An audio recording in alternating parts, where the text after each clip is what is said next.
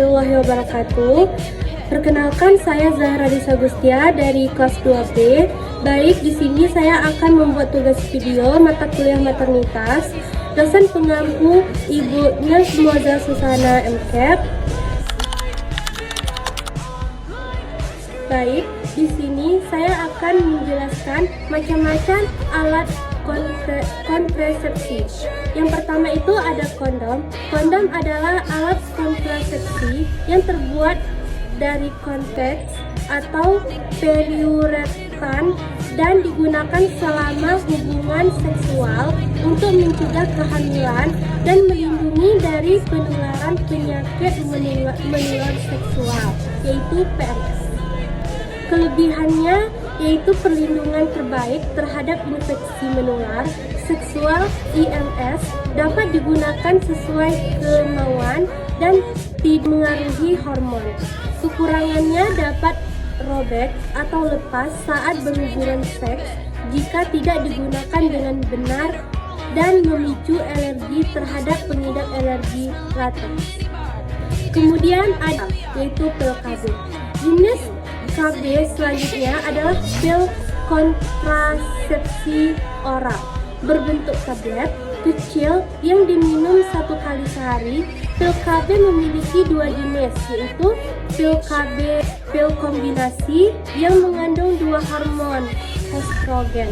Kemudian kelebihannya memungkinkan spontanitas seksual dan tidak mengganggu hubungan seks, mengurangi menstruasi berat dan menekan jerawat.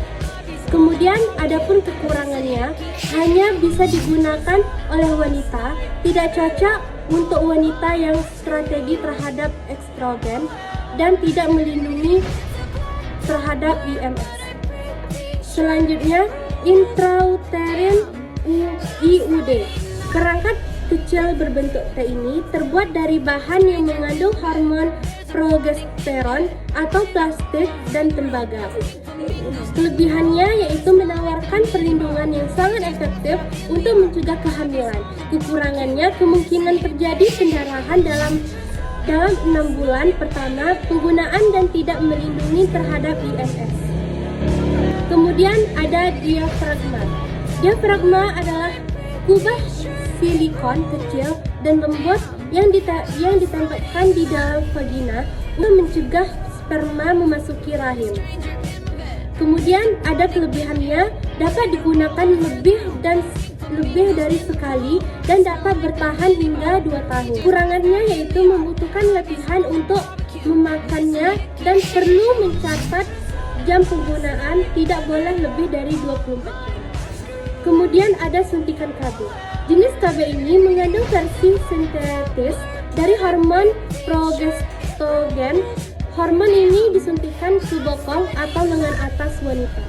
Kemudian adapun kelebihannya, suntikan dapat bertahan hingga 3 bulan, sangat efektif mencegah kehamilan dan kemungkinan spontanitas seksual kekurangan menyebabkan gangguan menstruasi atau pendarahan. Kekurangannya menyebabkan gangguan menstruasi dan pendarahan tidak teratur, memerlukan pencatatan jumlah. Yang keenam ada pil KB darurat. Pil KB darurat dapat digunakan untuk mencegah kehamilan setelah berhubungan seks, terutama jika tidak menggunakan alat kontrasepsi atau kondom rusak saat berhubungan seks. Kemudian ada kelebihannya, penggunaan pil KB darurat tidak berdampak jangka panjang pada kesuburan wanita.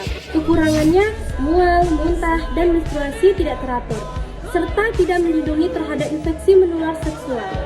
Kemudian ada cincin kontrasepsi. Cincin kontrasepsi menggunakan cincin plastik fleksibel yang ditempatkan di dalam vagina wanita selama 3 minggu. Jenis KB ini bekerja dengan melepaskan hormon estrogen dan progesteron. Kemudian ada kelebihan, dapat memasang dan melepasnya sendiri. Metode yang memiliki sedikit efek samping dan tidak mengaruhi kesuburan. Kemudian ada kekurangannya, tidak cocok untuk wanita yang alergi terhadap estrogen, harus menggantinya pada waktu yang tepat dan tidak melindungi terhadap IMS. Kemudian KB implant. Dalam metode ini, dokter akan menempatkan sebuah batang kecil dan fleksibel di bawah kulit lengan atas wanita. Alat ini kemudian melepaskan suatu bentuk hormon progesteron. Adapun kelebihannya, sangat efektif untuk mencegah kehamilan, tidak mengganggu hubungan seks, dan tahan lama. Kekurangannya membutuhkan bantuan dokter untuk memasang dan melepasnya. Terkadang terjadi pendarahan dan tidak melindungi terhadap IMS. Yang kesembilan adalah sterilisasi. Sterilisasi adalah metode kontrasepsi permanen yang dilakukan dengan menghilangkan kemampuan tubuh untuk berproduksi. Prosedur mencakup penutupan atau pemotongan saluran reproduksi. Kelebihannya tidak mempengaruhi fungsi seksual dan libido, serta tidak perlu mengandalkan alat atau obat kontrasepsi lainnya. Kekurangannya hanya mencegah kehamilan, tidak dapat mencegah IMS, dan tidak dapat mengembalikan kesuburan seperti sedia kala. Baik, itu saja video dari saya dan penjelasan dari saya tentang KB.